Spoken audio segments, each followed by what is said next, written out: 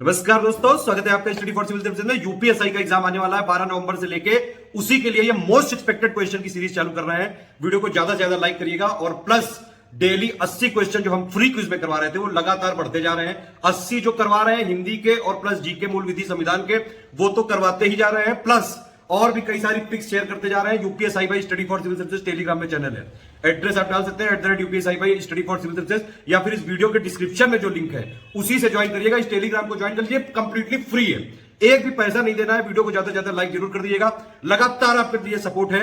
Last के 10 दिनों में लगातार इंपॉर्टेंट पिक्स और प्लस हिंदी, जो हिंदी 40 नंबर की आएगी यूपीएसआई वाली, उस पे फोकस करके 1 को 40 की क्विज चल रही है। प्लस उसके अलावा पूरे दिन भर आप अपडेट देखते रहिए। इस चैनल पे फ्री वाला चैनल है एकदम, कई सारे अपडेट देते जाएंगे जो कि लास्ट के 8-9 दिन में मोस्ट एक्सपेक्टेड चीज है, जो आप पढ़ लो। सारे मोस्ट इंपॉर्टेंट पॉइंट हैं, सब कुछ उसमें बताया जा रहा है। एक हमने यूपीएसआई प्लेलिस्ट भी बना दी है स्टडी फॉर सिविल सर्विसेज की, उसमें जितने वीडियो दिए हुए हैं वो जरूर पढ़ लीजिएगा। संविधान जीके के लिए बहुत जरूरी है, ठीक है। कोई और कमेंट हो, कोई फीडबैक हो, कोई सजेशन हो तो प्लीज जरूर बताइएगा। भैया क्विज डेली करते रहो, पिछले 3 महीने से करवा रहे हैं, पिछला भी बैकलॉग क्लियर कर लो और लगातार इस चैनल को फॉलो करके रखिए। तो अगर आप स्टडी फॉर सिविल सर्विसेज को यूट्यूब में फॉलो करते हैं तो हमारा फ्री वाला टेलीग्राम चैनल जरूर ज्वाइन कर लीजिए। ये मेन चैनल है, इसको जरूर ज्वाइन रखिए। ये यूपीएसआई 2021 का जो एग्जाम आने वाला है उसके लिए चैनल बनाया गया है। यहाँ पे फ्री क्विज, पिक्स सब कुछ दिया जा रहा है, ठीक है। लगातार आप इसमें फॉलो करते रहिए। मीडिया सेक्शन में पिक्स देते रहते हैं, क्विज देते रह रहे हैं, लगातार हो रहा है। आप देखिए लगातार अपडेट देते जा रहे हैं। मूल विधि से रिलेटेड जो टॉपिक आप बोल दोगे इस वीडियो के कमेंट में, उस पर और बंपर रिवीजन करवाएंगे यहाँ पे। दोस्तों यूपीएसआई के लिए ये क्विज के वीडियो लगातार चल रहे थे और इसमें कई सारे पार्ट पहले ही आ चुके हैं। कुछ हिंदी के प्रश्नों को हमने देखा था, कुछ जीएस के प्रश्नों को देखा था, उसी क्रम में ये अगला वीडियो है, ठीक है। अगर आपको क्विज अटेम्प्ट करनी है तो ये चैनल आप टेलीग्राम वाला जो है इसको ज्वाइन कर लीजिए। बहुत सारे लोगों ने इसको ज्वाइन किया है, वो लाभ ले रहे हैं। रेगुलर यहाँ पर क्विज कराई जाती है और कई सारे इंपॉर्टेंट जो मटेरियल है वो आपको शेयर किए जाते हैं। आप लोग मूल विधि का वीडियो मांग रहे थे, मूल विधि से संबंधित बहुत सारी जो महत्वपूर्ण अध्ययन सामग्री है वो यहाँ कुछ मैसेजेस के माध्यम से, जो टेक्स्ट मैसेजेस हैं उनके माध्यम से शेयर की जा रही है, तो उसे भी पढ़कर आप काफ़ी कुछ प्राप्त कर सकते हैं। चलिए अब शुरू करते हैं। ये चैनल आपके लिए लाभकारी है, जुड़ जाइए। परीक्षा में अब ज़्यादा समय नहीं है। पहला प्रश्न आपके सामने है और इसमें कहा जा रहा है कि निम्नलिखित में से कौन सा सही सुमेलित नहीं है। जो मिसमैच है, गलत मिलान किया हुआ है, वो आपको तलाशना है। अब यहाँ आप देखें कि दिया हुआ है करनपुरा कोयला क्षेत्र झारखंड में दिया हुआ है ऐसा।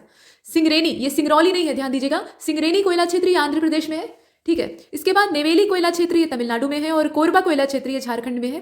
तो इसमें अगर आप देखें तो कोरबा कोयला क्षेत्र ये झारखंड में नहीं है और यही लोकेशन इसमें गलत है। सिंगरेनी वाला जो है वो आंध्र तेलंगाना वाला जो पूरा रीजन है उसमें पड़ता है। इसके बाद आगे चलते हैं। यहाँ देखिए सेकंड वाले में कहा गया कि ग्रैंड बैंक कहाँ पर है, तो ग्रैंड बैंक उत्तर अमेरिका का जो पश्चिमी तट है वहाँ पर है, या पश्चिमी यूरोपीय तट पे है, या उत्तरी अमेरिका के पूर्वी तट पे है, या अफ्रीका के पूर्वी तट पर है, ये आपको बताना है। अब इसमें से जो करेक्ट आंसर है यहाँ आप देख सकते हैं, जो करेक्ट आंसर है वो कौन सा हो जाएगा, सी वाला हो जाएगा। यानी उत्तरी अमेरिका का जो पूर्वी तट है वहां पर ग्रैंड बैंक स्थित है, ठीक, किनारे को कहा जाता है। अगले प्रश्न को देखते हैं। प्रश्न संख्या 3 में आपसे कहा गया कि रुकवा झील क्षेत्र जो कि तंजानिया में पड़ता है, निम्नलिखित में से किस खनिज के उत्पादन के लिए प्रसिद्ध है। झील क्षेत्र तो है ही है, लेकिन उसके साथ साथ वहां से मिनरल भी प्राप्त होता है, तो वो कौन सा मिनरल है। अब यहाँ पर अभ्रक दिया है, कोयला दिया है, लौह अयस्क दिया है और सोना दिया हुआ है, ये है ना। अब इसमें आपको बताना है, ये जो तीसरा प्रश्न है आप देख रहे हैं, ये जो थर्ड वाला है ना, इसका करेक्ट आंसर क्या हो जाएगा, बी वाला। कोयला क्षेत्र के लिए वो फेमस है और यहाँ आप नाम भी याद रखिएगा, रुकवा झील क्षेत्र। इसके बाद चौथे वाले को देखते हैं। भारत के बड़े नगरों में वायु प्रदूषण का सबसे बड़ा स्रोत क्या है। जो बड़े बड़े महानगर होते हैं, अभी देखिए दिवाली बीती है तो पटाखे लोगों ने एकदम धुआंधार छोड़े हैं और उससे मजा तो बहुत आया, लेकिन प्रदूषण कितना फैला ये भी सोचने वाली बात है। इतना ढेर सारा धुआं निकला कि वो अच्छी खासी समस्या पैदा करता है। लेकिन जो रेगुलर बेसिस पर धुआं निकल रहा है, उत्सर्जन हो रहा है, वो कहाँ से निकलता है, यातायात से निकलता है। तो यहाँ अगर आप देखें, ताप शक्ति खंड, बेशक ये भी प्रदूषण करते हैं, इसमें कोई संदेह नहीं। औद्योगिक खंड, उद्योग जब चलते हैं तो उनसे भी धुआं उत्सर्जित होता है, यहाँ वायु प्रदूषण की बात हो रही थी।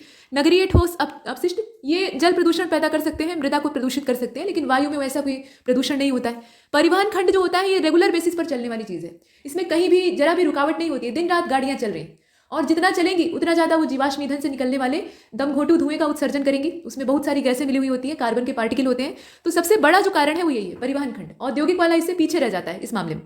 इसके बाद आगे चलते हैं। फिफ्थ वाले में कहा गया कि सारनाथ की जो भूमि स्पर्श मुद्रा वाली बुद्ध की प्रतिमा है वो किस काल की है। कालांकित मतलब किस काल की अंकित है, मतलब उस पर किस काल का समय अंकित है।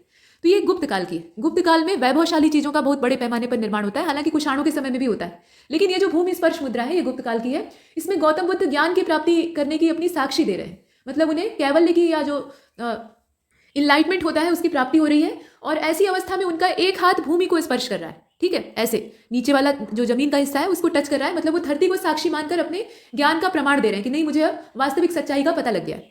तो ये गुप्त काल से संबंधित है, काफी प्रसिद्ध मुद्रा है। इसके बाद अगले वाले यानी 6 को देखिएगा, राजा नंद का उल्लेख करने वाला अभिलेखीय प्रमाण है। राजा नंद जो है उनका उल्लेख करने वाला अभिलेखीय प्रमाण कौन सा है? तो वैसे तो इसमें कई सारे हैं, ठीक। खारवेल का हाथी गुम्फा अभिलेख है, रुमिनदेही है, रुमिनदेही स्तंभ लेख की बात हो रही है। रुद्रदामन का जूनागढ़ अभिलेख है, वहां से हमें मौर्य साम्राज्य के बारे में जानकारी मिलती है, ये आपने पीछे पढ़ा होगा। धनदेव का अयोध्या अभिलेख है। अब इसमें से आपको ये बताना है कि राजा नंद की जानकारी कौन देता था। नंद डायनेस्टी की बात हो रही है और इसका जो करेक्ट आंसर है वो खारवेल वाला हो जाएगा। खारवेल का जो हाथी गुम्फा अभिलेख था उससे हमें इसकी काफी अच्छी अभिलेखीय सूचना प्राप्त होती है। इसके बाद अगले वाले को देखते हैं, और जो रुद्रदामन का जूनागढ़ अभिलेख है उससे चंद्रगुप्त मौर्य के साम्राज्य का विस्तार पता लगता है कि वहां तक फैला हुआ था। इसके बाद नेक्स्ट 7 को देखिए, रजत सिक्के जारी करने वाला पहला गुप्त शासक था। रजत मतलब चांदी होता है, ठीक। तो चांदी के सिक्के जारी करने वाला पहला गुप्त शासक कौन सा था? आप इसमें से देख लीजिए, चंद्रगुप्त प्रथम थे जो कि गुप्त वंश के वास्तविक संस्थापक कहे जाते हैं। समुद्रगुप्त थे, चंद्रगुप्त द्वितीय यानी विक्रमादित्य थे, या कुमारगुप्त थे। ये गुप्त डायनेस्टी के रूलर्स के नाम दे रखे हैं। और इस प्रश्न का जो करेक्ट आंसर है, यहाँ आप 7वें को देख रहे हैं, सी वाला हो जाएगा, ठीक है, चंद्रगुप्त द्वितीय, विक्रमादित्य। इसके बाद अगले वाले को देखते हैं, बेरोजगारी की सहायता के लिए, माफ कीजिएगा, बेरोजगारों की सहायता के लिए निम्नलिखित में से किसने रोजगार कार्यालय की स्थापना की थी? रोजगार देने के लिए एक कार्यालय ही बना दिया। तो ये सल्तनत काल की बात है और यहाँ बलबन, अलाउद्दीन खिलजी, मोहम्मद बिन तुगलक और फिरोज शाह तुगलक का नाम दिया है। तो आप जानते हैं कि ऐसा करने वाला कौन था? फिरोज शाह तुगलक था। बेरोजगारों के लिए कार्यालय स्थापित करने जैसा एक बढ़िया काम उसने किया था। तो इसमें आप देख रहे हैं डी वाला। इसके बाद 9 को देखिएगा, निम्नलिखित में से कौन सा इस्लाम से प्रभावित था? इस्लाम से प्रभावित था। तो चैतन्य महाप्रभु प्रभावित थे, मीराबाई प्रभावित थी, नामदेव प्रभावित थे, या वल्लभाचार्य प्रभावित थे? इसमें से आप देखकर बताएं। क्वेश्चन नंबर 9 को आप देख रहे हैं, इसका करेक्ट आंसर सी हो जाएगा, ठीक है, नामदेव। नामदेव इस्लाम धर्म से, मतलब जो सूफीवाद था उससे काफी हद तक प्रभावित थे। इसके बाद अगले वाले को देखते हैं। यहां देखिए 10वां प्रश्न, शिवाजी ने पुरंदर की संधि जो कि 1665 में होती है उसमें किस मुगल सेना नायक के साथ हस्ताक्षर किए थे? मतलब संधि पर हस्ताक्षर किए थे। और पुरंदर की संधि में मराठों को बहुत अच्छा खासा नुकसान झेलना पड़ा था। पहली बार शिवाजी के नेतृत्व में यहाँ पर थोड़ी सी मुंह की खानी पड़ी थी, लेकिन बाद में फिर मराठा साम्राज्य बहुत तेजी से आगे बढ़ता है। तो यहाँ जसवंत सिंह के साथ सौदा होता है, जय सिंह के साथ होता है, शाइस्ता खां के साथ होता है, या फिर दिलेर खां के साथ होता है। तो जानबूझकर यहाँ पर हिंदू प्रतिनिधि का चुनाव किया गया था औरंगजेब के द्वारा। और करेक्ट आंसर इसका कौन सा हो जाएगा? इसमें से जय सिंह हो जाएगा। शिवाजी महाराज और जय सिंह के बीच में ये सौदा होता है, समझौता होता है। इसके बाद देखिए अगले वाले को, 12वें में कहा गया कि भारत में प्रकाशित पहला समाचार पत्र निम्नलिखित में से कौन सा है? तो इस क्वेश्चन में देख लीजिए, ऑप्शन क्या दिया है? द बंगाल गजट है, द कलकत्ता गजट है, मद्रास कुरियर है, और इसके अलावा मुंबई हेराल्ड है। ये सब आप देख रहे हैं, और इसका करेक्ट आंसर फिर क्या होगा? द बंगाल गजट, ये सबसे पहला प्रमाणिक समाचार पत्र माना जाता है।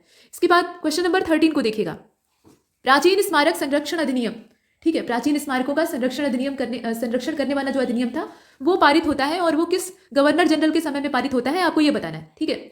बाद में यही आर्कियोलॉजिकल सर्वे ऑफ इंडिया जो हमारी पुरातत्विक संस्था है उसकी स्थापना की नींव बनता है। अब इसमें आप देखें, लॉर्ड मिंटो का समय रहता है, हार्डिंग का समय रहता है, कर्जन का समय रहता है, या फिर इरविन का समय रहता है। यहाँ आप देख रहे हैं 13वें को, और इसका जो करेक्ट आंसर है वो कर्जन हो जाएगा। बंगाल विभाजन से ठीक 1 साल पहले यानी 1904 में यह अधिनियम पारित होता है। इसके बाद अगले वाले को देखते हैं, कर्जन ने कुछ और अच्छा किया हो या ना हो, लेकिन इसमें उसने कुछ बेहतर काम किया था। बीडी सावरकर द्वारा स्थापित गुप्त संस्था का नाम क्या था? बीडी सावरकर मतलब विनायक दामोदर सावरकर, और इनके साथ इनके भ्राता जी, दोनों लोग मिलकर आज़ादी की लड़ाई में बहुत बढ़ चढ़कर योगदान लेते थे, और इनकी जो वीरता थी उससे अंग्रेज भी भयभीत रहते थे, ये आसानी से डरने वालों में से नहीं थे। अब इसमें आप बताइए कि उनके द्वारा एक गुप्त संस्था स्थापित की गई थी, चोरी छिपे उसको सीक्रेटली चलाया जाता था। तो वो संस्था कौन सी थी? युगांतर समिति थी, अनुशीलन समिति थी, हिंदुस्तान रिपब्लिकन एसोसिएशन थी, या अभिनव भारत थी? बताइए, ये तो सरल क्वेश्चन है, और इसमें से अभिनव भारत हो जाएगा। अभिनव भारत नाम की ये सीक्रेट एजेंसी थी या संस्था थी जिसको कि ये संचालित करते थे, और इसके माध्यम से अपनी क्रांतिकारी गतिविधियों का संचालन करते थे। इसके बाद अगले वाले यानी 15 को देखिए, ब्रह्म समाज की स्थापना किसने की थी? तो आप जानते हैं इसका उत्तर फिर क्या होगा? राजा राममोहन राय होगा। ब्रह्म समाज की स्थापना उन्होंने ही की थी। इसके बाद अगले वाले को देखते हैं, इसमें ईश्वर चंद्र विद्यासागर का नाम दिया है, जो कि कलकत्ता क्षेत्र मतलब बंगाल क्षेत्र के काफी बड़े दार्शनिक और समाज सुधारक थे। महिलाओं के उत्थान के लिए इन्होंने काफी बड़े बड़े काम किए थे। इसके अलावा शिक्षा के क्षेत्र में काफी अच्छा काम किया था।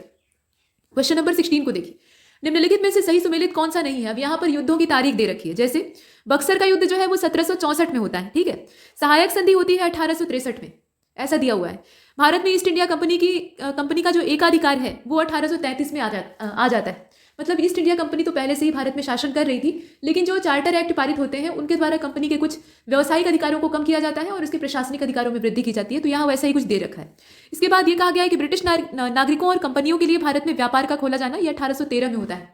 तो आपको ये बताना था इसमें जो डेट दी हुई है कि कौन सा गलत है, और इसका यानी क्वेश्चन नंबर 16 का करेक्ट आंसर बी हो जाएगा। सहायक संधि की तारीख गलत है। ठीक है, सहायक संधि की यहाँ जो तारीख दी है वो गलत।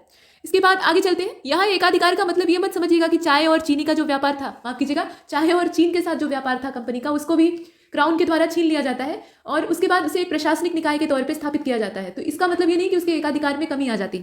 इसके बाद आगे चलते हैं। क्वेश्चन नंबर 17, वो व्यापार पर से एकाधिकार छीना जाता है। लोक सेवाओं की परीक्षा, मतलब जो सिविल सर्विसेज होती है, उनका एग्जाम भारत और इंग्लैंड दोनों में एक साथ कराने की संस्तुति किसके द्वारा दी गई थी? पहले क्या होता था कि जो प्रशासनिक सेवाएं थी, इनकी परीक्षा केवल लंदन में होती थी। नेताजी सुभाष चंद्र बोस ये परीक्षा देने के लिए इंग्लैंड गए थे और वहां पर इन्हें पता भी नहीं था कि परीक्षा का पैटर्न किस तरीके का, मतलब प्रामाणिक जानकारी नहीं थी, लेकिन इनकी मेधा शक्ति, जो बुद्धि है, वो इतनी तीव्र थी कि इन्होंने चौथी रैंक हासिल की थी। तो यहाँ देखिए, ये सिफारिश किसके द्वारा की गई थी कि भाई दोनों जगह होनी चाहिए। अब इसमें एचिसन आयोग का नाम दिया है, मतलब एचिसन कमीशन है, हॉब हाउस कमीशन है, माउंटेग्यू चेम्सफोर्ड कमीशन है और लॉर्ड कार्नवालिस कमीशन है। मतलब लॉर्ड कार्नवालिस का कोई कमीशन नहीं था, ये तो खुद ही गवर्नर जनरल था, इसके द्वारा की गई अनुशंसा थी। आप बताइए, तो 17 का करेक्ट आंसर फिर क्या हो जाएगा? इसमें आप देख रहे हैं जो माउंटेग्यू चेम्सफोर्ड रिपोर्ट थी उसके द्वारा ये प्रावधान किया गया था कि एक साथ संस्तुति कराई जाए। इसके बाद अगले वाले को देखते हैं। क्वेश्चन नंबर 18 में आपसे पूछा गया कि लाल किले में जो मुकदमा चला था, आजाद हिंद फौज जब द्वितीय विश्व युद्ध समाप्त होता है तो उसके बाद उसके ऊपर भी गंभीर संगीन आरोप लगते हैं कि उसने अराजकता फैलाई और भय का माहौल पैदा किया, बहुत कुछ, मतलब राष्ट्रद्रोही जो गतिविधियां होती हैं उसमें विश्व स्तर पर योगदान दिया। तो ये सब चीजें उसके ऊपर आरोपित होती हैं और इसके बाद लाल किले पर एक मुकदमा बैठता है और उसमें जितने भी युद्धबंदी होते हैं उनके ऊपर केस चलाया जाता है। इसमें भारत की ओर से जो वकील रहते हैं वो उनका पक्ष लेते हैं, मतलब अभियुक्तों का, और ये सही भी था। तो इसमें आपको बताना है कि जो अधिकारी आजाद हिंद फौज के थे और यहाँ पर मुकदमे में उन्हें आरोपी करार दिया गया था, तो उनकी वकालत किसने की थी? ये CR दास के द्वारा किया गया था, मोतीलाल नेहरू के द्वारा, या फिर मोहम्मद अली जिन्ना वकालत कर रहे थे, या फिर तेज बहादुर सप्रू ने की थी। TB सप्रू का मतलब है तेज बहादुर सप्रू। अब इसमें से आप बताइए। और देखिए 18 का डी वाला हो जाएगा, तेज बहादुर सप्रू ने की थी। हालांकि कई सारे वकील इसमें सपोर्टर थे, लेकिन मेन जो लीडर थे वो इसमें से यही थे। इसके बाद अगले वाले को देखते हैं, यानी 19। प्रथम विश्व युद्ध के समय राजा महेंद्र प्रताप की अध्यक्षता में भारत की स्थायी सरकार कहां पर बनाई गई थी? राजा महेंद्र प्रताप की अध्यक्षता में भारत की स्थायी सरकार कहां पर बनाई गई थी? तो इसका आप आंसर देख लीजिए, इसमें से अफगानिस्तान हो जाएगा, भारत से बाहर विकसित होती है, अफगानिस्तान में। इसके बाद 20 को देखिए। निम्नलिखित में से कौन सा 1929 में कांग्रेस के लाहौर अधिवेशन में पारित संकल्प में शामिल नहीं था? कांग्रेस का लाहौर अधिवेशन काफी ज्यादा महत्व रखता है, इंपॉर्टेंट है। हालांकि कांग्रेस के कई सारे अधिवेशन ऐसे हैं, लेकिन इसमें रावी नदी के तट पर यह आयोजित होता है। पंडित जवाहरलाल नेहरू इसकी अध्यक्षता कर रहे थे और वहां पूर्ण स्वराज्य की शपथ ली जाती है और आजादी की डेट या आजादी का दिन डिक्लेयर किया जाता है स्वतंत्रता दिवस के तौर पे 26 जनवरी को। बाद में वो गणतंत्र दिवस की तारीख बन जाती है। अब इसमें आपको ये बताना है कि इस लाहौर अधिवेशन में पारित संकल्प में कौन शामिल नहीं था? तो विदेश नीति की घोषणा यहाँ पर नहीं हुई थी, या फिर पूर्ण स्वराज्य का लक्ष्य ही नहीं घोषित हुआ था जो कि इसकी जान था। इसके अलावा सविनय अवज्ञा आंदोलन प्रारंभ करने की तैयारी ये यहाँ पर नहीं हुई थी, या अस्पृश्यता उन्मूलन के संदर्भ में कुछ नहीं कहा गया था। आप बताइए इसमें से क्या नहीं हुआ था? तो जो 20वां है इसका करेक्ट आंसर डी हो जाएगा। अस्पृश्यता उन्मूलन के संबंध में इसमें कोई चर्चा नहीं हुई थी। हालांकि गांधी जी का ये मेन मोटिव था, लेकिन उसके बावजूद ये अधिवेशन जो था उसमें इसकी चर्चा करने का कोई तुक नहीं था। बाकी जितनी चीजें हैं उन पर चर्चा होती है। सविनय अवज्ञा के बारे में कराची और लाहौर दोनों अधिवेशनों में चर्चा होती है।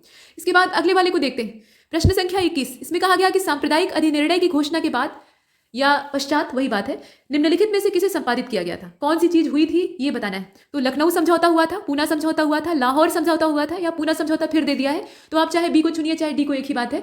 और इसका जो करेक्ट आंसर है वो क्या होगा? 21। डी वाला या बी वाला, कुछ एक चुन लीजिए। पूना समझौता, ठीक, पूना समझौता यहाँ भी, पूना समझौता यहाँ भी, तो दोनों में से जो अच्छा लगे वो चुन लीजिए। इसके बाद क्वेश्चन नंबर 22 को देखिए। इंकलाब जिंदाबाद, इंकलाब जिंदाबाद, ये जो नारा है ये किससे जुड़ा हुआ है? तो इसको लोकप्रिय बनाने का काम किसने किया था? यहाँ पर ये नहीं पूछा है कि नारा किसने दिया था, जो स्लोगन है वो तो किसी दूसरे के द्वारा दिया हुआ है, लेकिन इसको लोकप्रिय बनाने का काम भगत सिंह के द्वारा किया गया था। और इसीलिए ये जो 22वां है इसका करेक्ट आंसर सी हो जाएगा, सरदार भगत सिंह। इसके बाद 23 को देखिए। निम्नलिखित में से सही सुमेलित नहीं है। अब जो मिसमैच है या सही सुमेलित नहीं है वो आपको तलाशना है। तो होम रूल आंदोलन की प्रणेता एनी बेसेंट थी। हालांकि होम रूल लीग भारत में 2 पार्ट में रहती है, एक तिलक की रहती है, मतलब बाल गंगाधर तिलक की, वो उसको कंट्रोल में किए रहते हैं, और एक बेसेंट यानी एनी बेसेंट की लीग रहती है। इसके बाद बारदोली सत्याग्रह से सरदार वल्लभ भाई पटेल का संबंध था। असहयोग आंदोलन से मोहनदास करमचंद्र गांधी जुड़े हुए थे और स्वराज पार्टी में सुभाष चंद्र बोस का कुछ महत्वपूर्ण रोल था, ऐसा दिया हुआ है। तो देखकर स्पष्ट मालूम हो रहा है, अगर यहाँ फॉरवर्ड ब्लॉक या आजाद हिंद फौज कहता तो नेताजी सुभाष चंद्र बोस का नाम यहाँ पर रहता, लेकिन स्वराज पार्टी से मोतीलाल नेहरू और चित्तरंजन दास का नाम जुड़ना चाहिए था, जो कि नहीं जुड़ा है, तो ये गलत है। बाकी सब सही है। होम रूल आंदोलन तिलक का नाम रहता तो भी सही रहता, बेसेंट का नाम है तो भी सही है। बारदोली सत्याग्रह में ही वल्लभ भाई पटेल को सरदार की उपाधि प्राप्त होती है। यहाँ की महिलाएं ने जब आंदोलन सफल हो जाता है, किसान आंदोलन था, तो सफल हो जाता है, तो उस उपलक्ष्य में खुश होकर कहती है कि हमारे सरदार हैं। और असहयोग आंदोलन ये गांधी जी का था ही। इसके बाद आगे चलते हैं। प्रश्न संख्या 24 में आपसे कहा गया, अब ये साइंस का क्वेश्चन है, ऑप्टिक्स का है, प्रकाशिकी, और इसमें पूछा जा रहा है कि किसी व्यक्ति का पूरा प्रतिबिंब अगर आपको देखना है दर्पण में, तो एक समतल दर्पण की न्यूनतम ऊंचाई कितनी होनी चाहिए? तो ये तो आपने 2500 बार इधर उधर के फैक्ट में देखा होगा कि कम से कम जो आदमी जो आदमी उसके सामने खड़ा है उसकी लंबाई का आधा ऊंचा तो दर्पण होना ही चाहिए। जैसे मान लीजिए 6 फीट का इंसान है तो 3 फीट का दर्पण चाहिए, तभी जाकर उसका सिर से पैर तक जो प्रतिबिंब है वो दर्पण में दिखाई देगा। और इसीलिए इसका जो करेक्ट आंसर है वो इसमें कौन सा हो जाएगा, बी वाला, व्यक्ति की ऊंचाई का आधा कम से कम इतना चाहिए। इसके बाद अगले वाले को देखते हैं। प्रश्न संख्या 25 में आपसे कहा गया कि खाद्य पदार्थों का अगर आपको परिरक्षण करना है मतलब उसे प्रिजर्व करके रखना है, तो कौन से रसायन का आप इस्तेमाल कीजिएगा, और ऐसा किया जाता है तो सोडियम क्लोराइड यूज करते हैं यानी नमक। हालांकि नमक भी प्रिजर्व करने का काम करता है लेकिन वो गला देता है, मतलब किसी चीज को जल्दी डिसॉल्व करने का भी काम करता है। इसके बाद देखिए सोडियम बेंजोएट, सोडियम टार्टरेट और सोडियम एसीटेट। तो इसमें से सोडियम बेंजोएट इस्तेमाल होता है, या आपने जैम जेली इस तरह की बनाने की जो विधियां होती हैं छोटी कक्षाओं में सिखाया जाता है, तो उसमें भी पढ़ा होगा। सोडियम बेंजोएट थोड़ा सा डाल दीजिए ताकि वो लंबे समय तक खराब नहीं होगा। तो ये 25 का करेक्ट आंसर बी वाला हो जाएगा। इसके बाद 26 को देखते हैं। कौन सा कार्बन का अपरूप नहीं है, ठीक है, मतलब वो मूल अवस्था में कार्बन ही है लेकिन उसमें जो अणुओं की संरचना है उसमें थोड़ा सा क्रिस्टलाइन जो स्ट्रक्चर है उसका डिफरेंस, ठीक। तो हीरा जो है ये कार्बन का अपरूप नहीं है, ये कहा गया, या फिर ग्रेफाइट नहीं है, या ऑक्सो कार्बन नहीं है, या फिर फुलेरीन्स नहीं है। तो फुलेरीन जो है ये 60 कार्बन परमाणुओं का एक फुटबॉल टाइप का स्ट्रक्चर होता है, बकमिंस्टर फुलेरीन इसको कहा जाता है, और ये कार्बन का बेशक एक अपरूप है। इसी प्रकार से अगर आप देखें इसमें तो हीरा ही है कार्बन का अपरूप, ये कोयले की खदान से निकलता है, ग्रेफाइट भी है खुद कार्बन का अपरूप है, तो ये सब तो रहेगा। लेकिन ऑक्सो कार्बन जो है ये असल में कार्बन का अपरूप नहीं है, तो 26 का करेक्ट आंसर सी हो जाएगा। नाम से लगता है कि कार्बन इसमें भी है तो ये भी हो सकता है लेकिन ये नहीं। इसके बाद 27 को देखिए। लौंग में पाए जाने वाला जो इसका अर्क होता है या तेल होता है, सारभूत तेल का मतलब है कि उसका जो पूरी तरह से निचोड़ करके तेल निकाला जाता है, तो वो क्या होता है, मतलब उसमें क्या चीज़ पाई जाती है, असल में आपको ये बताना है। अब इसमें देखिए मेथॉल होता है, मेंथॉल होता है, यहाँ मेंथॉल लिखा हुआ है, यूजिनॉल होता है, मेथेनॉल होता है, और बेंजल्डिहाइड होता है, ऐसा दिया हुआ है। तो आप बताएं कि लौंग का तेल असल में एक रसायन के रूप में किस नाम से जाना जाता है, तो इसमें यूजिनॉल पाया जाता है, ठीक है, यूजिनॉल, इसे याद रखिएगा, लौंग और यूजिनॉल आपस में कनेक्ट कर लीजिए। इसके बाद 28 को देखते हैं। 28 में आपसे कहा जा रहा है कि ब्लीचिंग पाउडर में कौन सा रासायनिक यौगिक होता है, मतलब ब्लीचिंग पाउडर जो कि विरंजक चूर्ण कहा जाता है हिंदी में, और उसका उपयोग रंग उड़ाने के लिए किया जाता है। जो कारपेट इंडस्ट्री होती है वहाँ भी गलीचों को साफ करने के लिए इस्तेमाल होता है, और ब्यूटी पार्लर में चेहरे की सफेदी उड़ाने के लिए ऐसा किया जाता है, मतलब चेहरे की रंगत उड़ा के उसे सफेद कर दिया जाता है। इसके अलावा पानी को शुद्ध करने के लिए भी इस्तेमाल होता है, और भी बहुत तरह के इस्तेमाल है। तो आप बताइए कि इसका रासायनिक जो रूप है वो क्या है। ये असल में कैल्शियम हाइड्रोक्साइड होता है, या कैल्शियम ऑक्सीक्लोराइड होता है, यहाँ पे दिया हुआ है कैल्शियम ऑक्सीक्लोराइड होता है। क्लोराइड ड और क्लोराइड ट में फर्क होता है, तो ये क्लोराइड ट है, ठीक। कैल्शियम कार्बोनेट होता है या अमोनियम क्लोराइड होता है, आप इसमें से देखकर बताएं कि ब्लीचिंग पाउडर असल में क्या होता है। और क्वेश्चन नंबर 28, इसका जो राइट आंसर है वो इसमें से बी वाला हो जाएगा। बी का मतलब क्या है, कैल्शियम ऑक्सीक्लोराइड ये होता है, ठीक। क्लोरीन तो इसमें होता ही है, साथ में कैल्शियम का जो अंश है वो भी पाया जाता है। इसके बाद अगले वाले को देखते हैं। प्रश्न संख्या 29 में पूछा गया है कि एजोला क्या है। अजोला या एजोला ये असल में क्या है, एक जलीय फर्न है, मतलब पानी में उगने वाला फर्न है, या फिर एक तरह की एल्गी है, तो एल्गी तो पानी में उगेगी ही, और बैक्टीरिया है वो भी पानी में रहने वाला, या इसमें से कुछ नहीं। तो आप बताएं कि एजोला असल में है क्या। और 29 का राइट आंसर हो जाएगा, एक फर्न है, एक प्रकार का ये फर्न है और ये पानी में उगता है।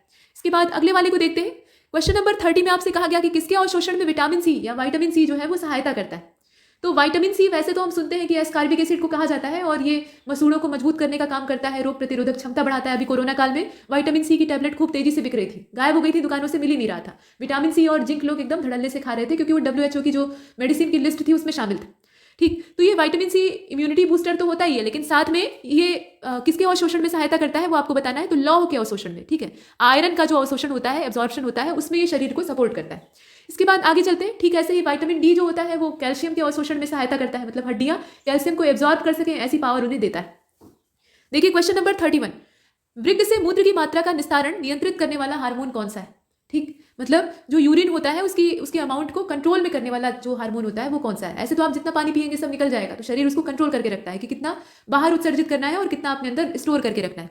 तो ये हार्मोन इसमें जिम्मेदार होता है, और हार्मोन इसमें से कौन सा होगा आप देखकर बताएं।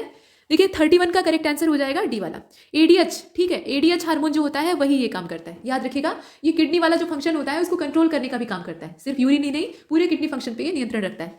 इसके बाद अगले वाले को देखते हैं। 32 में कहा जा रहा है कि निम्नलिखित में से कौन सी नीली क्रांति से संबंधित है, ब्लू रिवॉल्यूशन। आप बताइए कि ब्लू रिवॉल्यूशन का संबंध असल में किससे है। उत्पादन, कोई ना कोई क्रांति जो यहाँ नाम शब्द आप देखते हैं इनका किसी उत्पादन से कनेक्शन होता है। जैसे हरित क्रांति है तो फसल उत्पादन, उसमें भी गेहूं उत्पादन सबसे ज्यादा।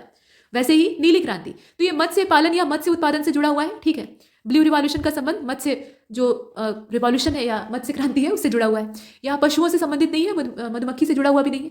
इसके बाद 33 को देखते हैं। गन्ने के बीज का उत्पादन किया जाता है, गन्ने का बीज क्या होता है? गन्ने को आपने देखा होगा, उसमें गांठें गांठें होती हैं, लाठी जैसा स्ट्रक्चर होता है और जगह जगह गठाने होती हैं। तो वहां से काट काट कर उसकी पेड़ियां बनाई जाती हैं, मतलब छोटे छोटे टुकड़े किए जाते हैं और उसी को रोपा जाता है। और फिर वही जो छोटे छोटे स्टिक्स रोपी जाती हैं, वहीं से गन्ना फिर से रीजनरेट होता है। ये प्रक्रिया है। अब इसमें आपको बताना है कि इसका उत्पादन कहाँ से किया जाता है। तो इसका जो 33 आप देख रहे हैं, करेक्ट आंसर क्या हो जाएगा? डी वाला हो जाएगा, यानी SBI। यहाँ नीचे देखिए, SBI कोयम्बटूर में इसका प्रोडक्शन किया जाता है। इसके बाद अगले वाले को देखते हैं। गन्ने की अर्धसाली फसल पकने में समय लेती है। ये जो अर्धसाली या अधसाली फसल है, ये पकने में कितना समय लेती है?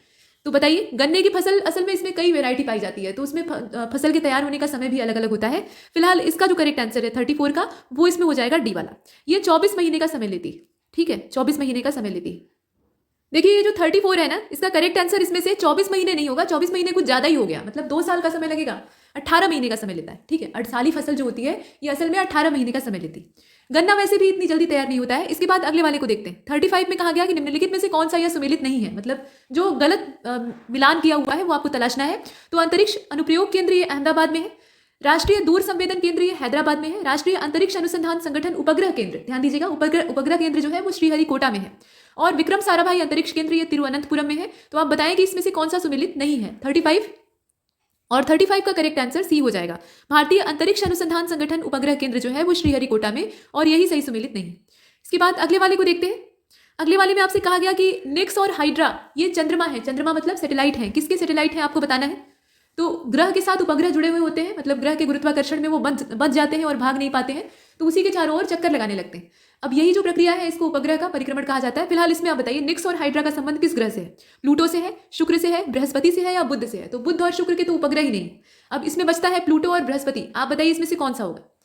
तो 36 का राइट आंसर हो जाएगा ए वाला। ये प्लूटो के उपग्रह हैं और प्लूटो हमसे लगातार दूर जा रहा है। ग्रह होने की कैटेगरी से हमने इसे बाहर कर दिया है, तो ये नाराज हो गया है और इसकी दूरी इतनी ज़्यादा बढ़ गई है कि अब यहाँ पे ठंडक, मतलब इसके तापमान में तेजी से गिरावट आ रही है। जितना कम तापमान था और कम हो रहा है। आप जानते हैं कि सूर्य की एक परिक्रमा करने में प्लूटो को सबसे अधिक समय लगेगा तुलनात्मक रूप से बाकी ग्रहों के। तो ये हो गया। अब इसके बाद अगले वाले यानी 37 को देखते हैं। नागरिकता से संबंधित प्रावधान संविधान के किस भाग में है आपको बताना है, और इसमें जो भाग दे रखे हैं 1 से लेकर ये 4 तक दिया हुआ है। आप बताइए, नागरिकता यानी सिटीजनशिप। तो 37 का आपने पढ़ा होगा लक्ष्मीकांत या कोई भी जो पॉलिटी की बुक होती है, तो उसमें सी वाला आंसर हो जाएगा। भाग 2 में है नागरिकता का प्रावधान। तो जरा बताइएगा कि भाग 1 में क्या है। भाग 1 में ऐसी कौन सी चीज रखी गई है जो सबसे पहले है। इसके बाद 38 को देखिए। 38 में आपसे पूछा गया कि वित्त विधेयकों के बारे में विशेष उपबंध किस अनुच्छेद के अंतर्गत है। तो वित्त विधेयक की जानकारी हमें कौन से आर्टिकल से मिलती है आपको ये बताना है, और 38 का राइट आंसर हो जाएगा ए वाला, अनुच्छेद 117। ठीक है, आर्टिकल नंबर 117, ये वाला सही। इसके बाद 39 को देखिए। संविधान के अंतर्गत पंचायतों में महिलाओं को 1/3 प्रतिनिधित्व या आरक्षण की गारंटी कौन सा अनुच्छेद देता है ये बताना है। तो 39 का बी वाला हो जाएगा। 243 घ जो है वो इस काम को करता है। इसके बाद 40 को देखते हैं। कहा जा रहा है कि अनुसूचित जनजातियों के लिए राष्ट्रीय आयोग का गठन करने का प्रावधान संविधान के किस अनुच्छेद में दिखाई देता है, और ये है 40वां। इसमें आप देखें कि जो 338 क है, क्लॉज ए आप कह सकते हैं या क्लॉज क कह सकते हैं, उसमें इसका प्रावधान दिखाया गया है। तो यहाँ तक हमने देखा। ठीक है, ऐसे ही कुछ प्रश्न कुल मिलाकर जो 40 प्रश्नों का मामला है वो आगे भी आप देखेंगे। इसमें इतना ही।